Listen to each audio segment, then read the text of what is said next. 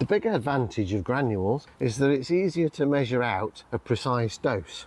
Although I'm sure most would agree, it's actually a lot more difficult to work out what that dose should be in the first place.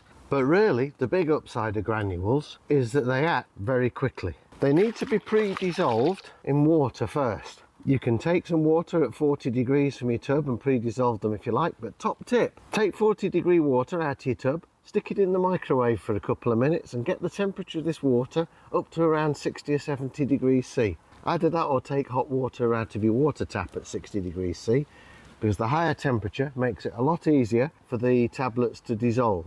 Tip the solution into the centre of the pool and keep your circulation pump going to get it all nicely mixed around. Within a couple of hours you'll have a nice even level and you'll be able to dip test it, see whether it's ready to go in. Because of that advantage, really you should use granules whenever you refill the pool, whether that's after an empty and a refill or whether that's your first fill of the season. And also when you're doing that fill, especially if it's the first fill of the season, or maybe it's the first fill ever because you've only just bought your tub, it's also a lot easier with granules to give the pool the chlorine shock that it needs by putting twice the amount in that you would normally.